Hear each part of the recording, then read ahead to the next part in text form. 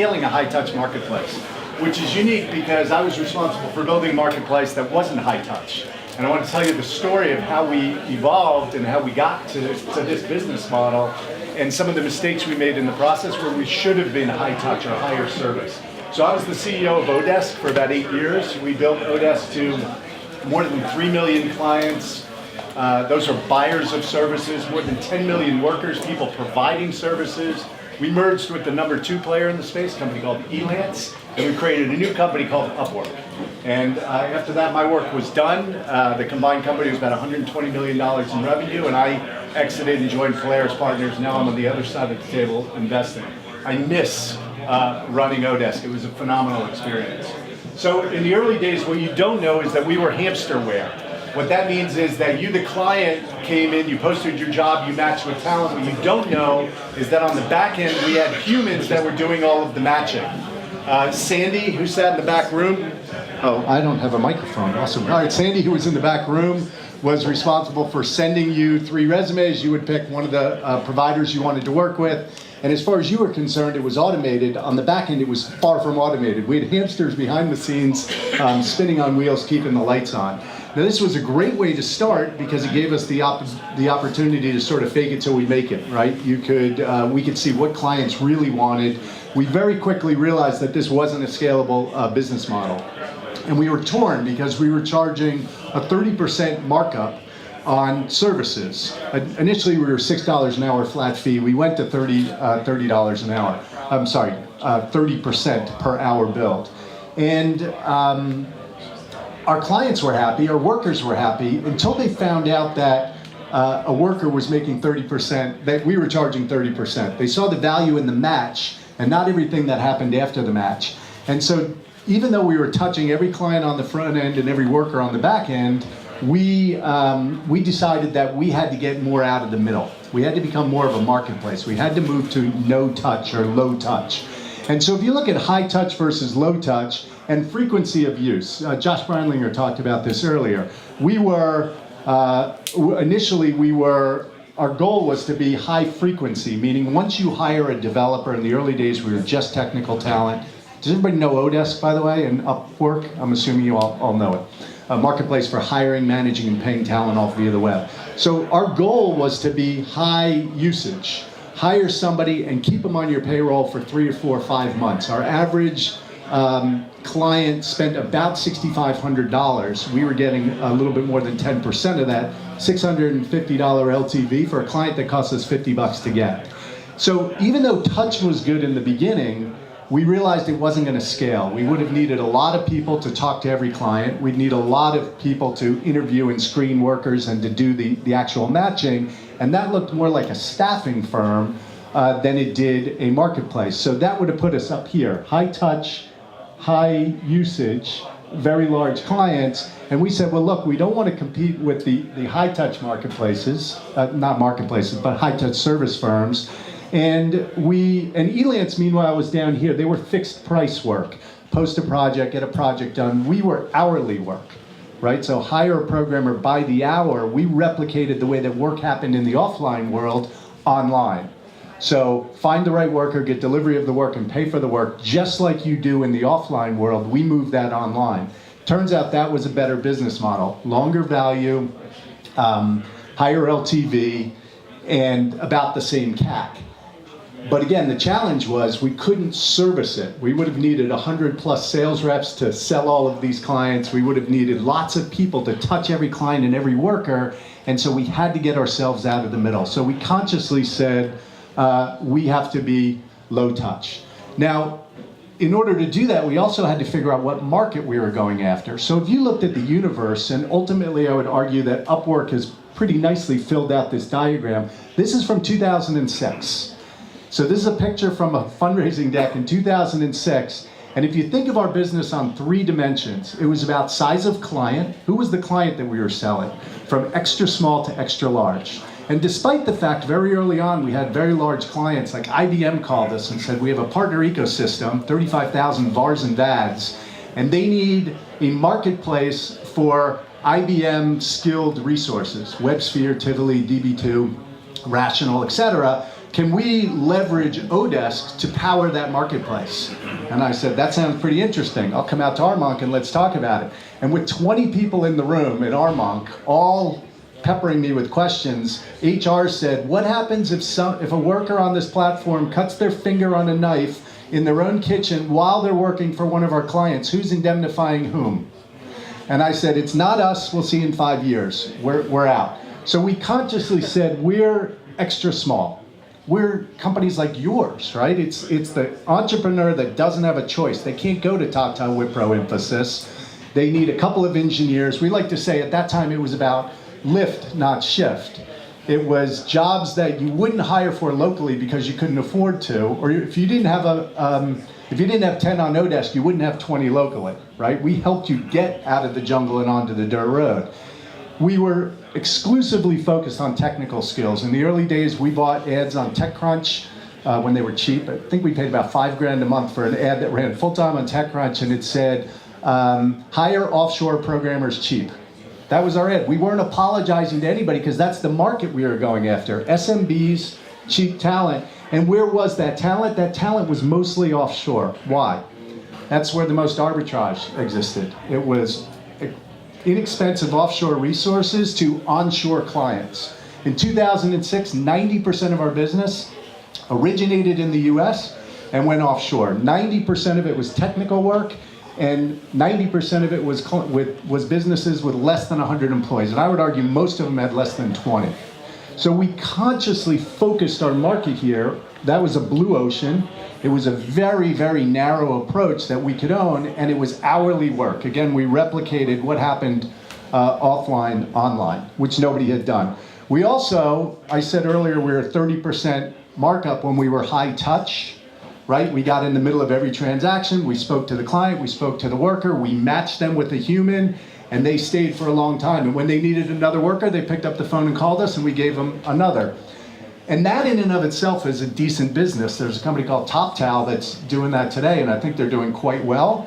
But we didn't like the multiples on those businesses, which is why we decided to go no touch. And we also took a bold risk with price, and we went from 30% to 10% overnight. I mentioned this in the session earlier. It was a painful decision because we watched our revenue get cut by 2/3 overnight, and it took us a while to get back, but not as long as I thought. So that was a bold move, and as a result, we passed our competition and ultimately merged with our competition, but that turned out to be a better decision for us. I'm not saying every marketplace should do this. What I am saying is that you have to decide. Are you going to be no touch or low touch, or are you going to be high touch? And what are the risks and complications with both? So let's look at the control continuum. So for pure marketplaces like Upwork, on one side, Infosys is at the other end of the spectrum. Odesk. It's not buyer beware, because that's not a great business, but we're going to help you to make a good decision, but you are the buyer and the employer of record. We're not. Very much like eBay. eBay doesn't sell you the Rolex, they match you with the seller who sells you the Rolex. But if you can't trust or count on that, then you don't have a business. So you have to be responsible for the outcome, despite the fact you're not really in the middle of the transactions, right?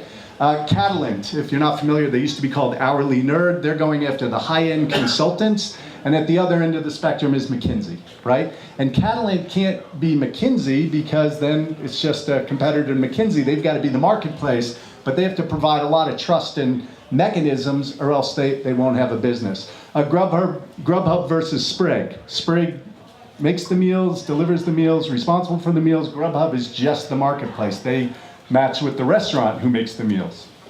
Relay Rides versus Zipcar. Zipcar owns the cars, Relay Rides does not. eBay Motors versus BP, etc. So you get an idea of how much control do you have in the marketplace. On Odesk, we started with a lot of control because we spoke to every buyer and seller. We switched to a no-touch model where we did not speak to every buyer and seller. We had to productize or automate the way that happened in a reliable way, or else we wouldn't have a business.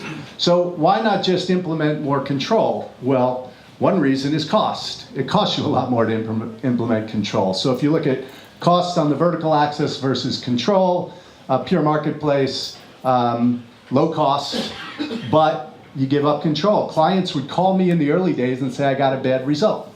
You matched me with a bad worker. And I'd say, well, listen, what would happen if you hired that worker locally and they didn't do a good job? What would you do? And they'd say, well, I'd fire him and tell him not to come back. And I'd say, yeah, but the state of California would say, pay the worker, right? Because they actually did the work. That's Odesk. And I thought I was so smart because it makes sense, right? You pay somebody for the work they did. If they didn't do good work, you fire them. That's the way the real world works.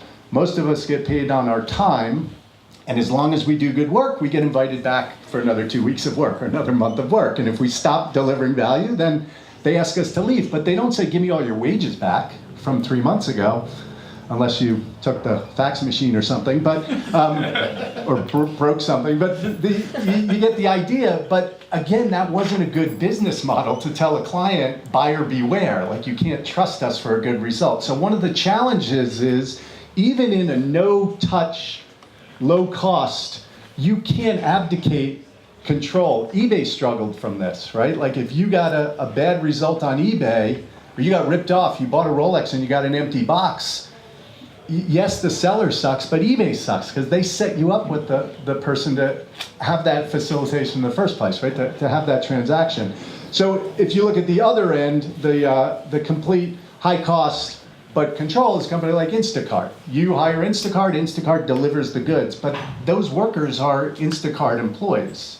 Now they figured out leveraging process and narrowing scope of roles. Somebody picks the goods, somebody delivers the goods, et cetera. And there's a lot of software and process in there to provide a lot of efficiencies. But still, that's a much more expensive model, right? Because you have to employ all those people. And then in the middle, I put handy because what they're trying to do is have a little bit more control without having all of the costs. So it's like they're employees, but they're part-time employees, right? And you have to think about the regulatory concerns of that. We'll talk about that. So what are the different decisions on control? We have price, whom do you serve? These are sort of all of the things that you have to figure out. What are you going to be in the middle of, right? So for Odesk, we had to figure out, we're going to be in the middle of the match. We're going to match a client and a worker, and hopefully we're going to get the right worker with the right client every time. Because if we don't, then you're not going to repeat as a client, and you're certainly not going to tell your friends. And so this was a big challenge for us, getting that match right. The second thing that we had to facilitate was the actual work. How do you work in an offline world the same way you'd work in an online world? And so we built software that would take a screenshot of your desktop 6 times an hour at random intervals. And we called that guaranteed work, guaranteed that an hour build was actually an hour worked. Can't guarantee the quality, just like the offline world, but I can guarantee that Gary worked an hour on your stuff. Why? Because I have screenshots of it, right? And then payment. We're going to collect from you, we're going to pay the worker regardless of where they are in the world. And we built a payment platform basically to transfer money bank to bank globally. And so there was value beyond the match. We're going to help you find and match with the right worker. We're going to enable you to manage them as if they were in your own office. And then we're going to facilitate payment in a trusted way. Guaranteed work for the client and guaranteed payment for the worker. So a worker, we'd say, look, you worked last week, we're going to pay you next Friday, whether we collect the money from the client or not. We guarantee that payment to you. And so if you think about it, we had a stickiness. It was almost like we were international ADP. And because we did that, we were able to give the match away for free. So we didn't charge you to post a job or list a job or apply to jobs. That was free. So if you connected with a great provider and said, let's just move this thing over to PayPal and work offline, we made no money. And we were willing to take that risk because our conversion into this pay funnel, which is where the economics were significantly better. You know what you can control. Well, then what about the costs of that control? So, if you're going to be the employer of record, then you have a lot more complexity and costs. You have employees versus contractors. You see this in a lot of people marketplaces. Is Uber the employer of record? Is Handy the employer of record? Is TaskRabbit the employer of record? I think there's a session this afternoon on this very topic, and I advise a lot of marketplaces now who come in and say, well, we're a marketplace. And I say, well, you might want to look at who's the actual employer of record, and we'll talk a little bit more about that in the next slide. But these are the costs of control that you have to worry about. The more touch you have, the more you're in the middle, the more you look like a services firm as opposed to a pure marketplace, the more you have to worry about these things.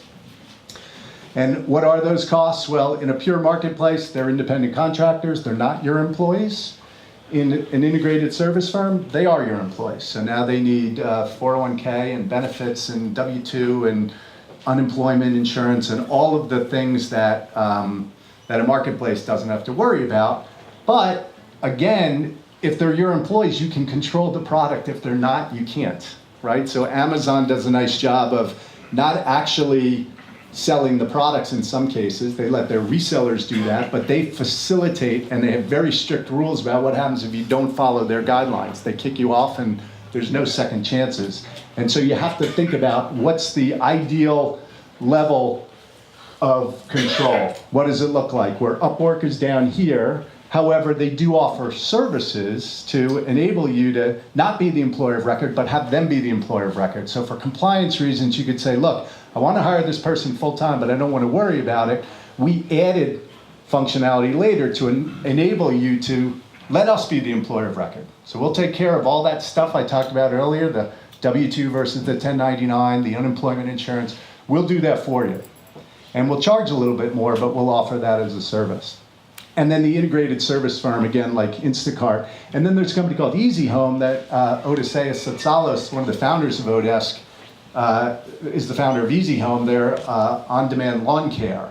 And they actually employ the gardeners. It's their van, it's their lawnmower, it's their provider, and they're handling the W-2. He felt like in order to deliver the service that we want to deliver, we're going to have to own the employee, and we don't want to run into quality issues. We want to control the full stack. So Easy Home is going for the control, even though it's at a greater cost. I think this is kind of self-explanatory, employee versus contractor. You have to make a decision. If you involve people in your marketplace, who determines when they work, where they work, how they work? Is it your systems? Is it their systems? Their car versus your car? Everybody's run into challenges here. I think Jackie Koch is running a session on this. She helped bail us out a couple of times, and I highly recommend that you consult early and often about this topic. Companies like LiveOps ended up spending maybe 18 months to 2 years. Rob Chestnut, most of his weeks back in DC fighting the US government on whether or not they were the employer of record for answering phones. And so you don't want to run afoul of this. And this is one of those where you could say, let it be a problem when it's a problem. And if everybody else is speeding down the highway, why would I pull over to the side of the road? Just check yourself before you wreck yourself on this one. So the big decision for us when we decided to go no touch, you have this choice of sort of quality versus quantity. We realized that we could talk to every client and speak to every worker. We could assess quality. We had very high conversion, very high NPS, but it wasn't going to scale. And so we decided to go no touch. And one of the things that we got wrong was quality. When we opened up the floodgates, we didn't have strict enough controls on quality. We were a little too much buyer beware, and it kind of caught up to us. So the volume was so large, the company was growing 12% a month, everything was going great until it wasn't going great. We realized, oh shoot, we lost control of quality. And I would say the same thing happened to eBay. And so ask yourself, how much cheaper would something have to be on eBay for you to buy it there versus Amazon? And there's some threshold where you say, well, if it's too cheap, it must have fallen off the back of a truck. And I'm not going to be able to return it easily, and I'll just pay a little bit more and get it from Amazon. And it's that eBay discount factor that happened to Odesk. People started saying, I could use it, but the quality, how do I know I'm going to get good quality? And so we had to make up a lot of ground later to fill this gap from our flipping the switch from high touch to no touch, essentially. And I would say now we're back Upwork is back to low touch and high touch for some enterprise clients, but that's because the market's matured over time. So if your goal is a marketplace, then minimize control. And as long as you can do that while providing a delightful experience for both sides, economics are great, multiples are great, it's scalable. Every client doesn't add another worker. It adds, you can add thousands of clients without adding people. That's where we were. And if you're considering a full spectrum, like, no, we want to be a services firm with leveraged talent, that's the way we're going, well then it's all about your gross margin. Can you cost effectively deliver the service and make money by providing that touch? Why? Because you want to stay in control. Questions? So on that last one, what gross margin should you aim for if you want to be more full control? The question is, what gross margin should you aim for? I'll throw it out to you. I mean, 40%? You tell me. I think 40% starts to get attractive. I get really excited above that.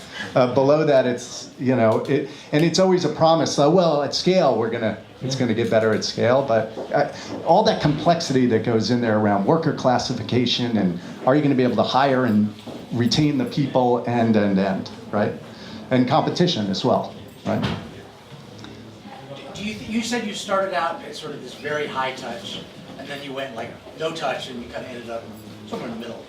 Do you think you could have done the no touch without the learnings that you had from the high touch? The question is, could we have done the no touch without the learnings from the high touch? Probably, but not as well, right? By doing the touch, it's a great way to fake it before you make it. We didn't have any software. There were no publicly facing profiles. There were everything we implemented as products were learnings from our touch. So for example, we would actually speak to clients. We started with a sales force. We had 5 sales reps that would speak to clients on the phone. 70% of the time you'd get a credit card. So what does that tell you? That's a pretty high conversion rate. You'd speak to a client, they'd give you a credit card. Not only would they give you a credit card, they'd put a $100 deposit down, fully refundable, but that went towards your first hour's worked. And so with such a high conversion rate, I'm talking to clients, you say, well, gee, do we really need to be talking to them? If it's such a high conversion rate, the questions we're answering on the phone, we can just productize. And so the learnings from all this touch enabled us to build the first versions of the product, right? How did you mitigate risk of people going around your platform? I know you said you had a lot of volume and things like that, but how did you mitigate that risk? So the question is about disintermediation. That's the MIT word for people cutting you out of the loop. So in the early days, we had very little disintermediation, even with a higher rate. Why? Because we were talking to the clients. When you actually speak to somebody, they're not that likely to cut you out of the loop because you have a personal relationship with them. The client feels like they're cutting you out. Yeah. When you're software, they're like, I've never even spoken to anybody here. Like, I'll cut them out of the loop. So even though we had a higher VIG, it was that touch in the early days that kept people sticky, and the providers felt the same way. In the early days, we had a lot of people in Omsk, Russia, where the average wage was like $5 an hour. They were making 15 on Odesk, so despite the fact we were getting 5 of that, nobody cared. They were doubling their net pay, and they didn't have to leave their house and ride a bus an hour each way to work, right? So the arbitrage was so great in the early days, but as clients got to know us, and it's not even that they begrudged us the $5 on 15, they begrudged us that when they found out that the worker was making 10. They're like, this guy is unbelievable, he's better than any of my coders in Michigan, and you're cheating him, and then they would get mad at us. So when we reduced our price, if you're just a matching service, right, if you're just making the match, you have to add value beyond the match. And we focused a lot on that manage and pay piece. And if you were just paying 1 worker, you could cut us out of the loop and go to PayPal. If you're paying 10 workers around the world, just have Odesk do it, right? And our time tracker was really stingy. 40 hours looked more like 30 hours. Because when you go to get a latte, it shuts down. And clients love that. They say, I save money by using it. So it was all these benefits after the match, and people still cut us out of the loop, right? The way we looked at it is, if you found somebody great, and I can't even tell you, maybe even somebody here, it's happened. Has anybody here hired somebody on Odesk and now they're here, or they're a permanent member of their staff, right? I can't tell you how many times I've heard that story. Oh my gosh, this guy started with us. He was in Singapore and now he's here. He's got his green card and is a permanent member of our team. And while we lost money on that, it makes me smile, and they're likely buy more, right? So at some point we said it's going to happen. Certain people are going to cut you out. And if you deliver enough value, they'll tell a friend, they'll buy again, deliver value. Anything else? Wow, time flies. That was fast. Thank you very much.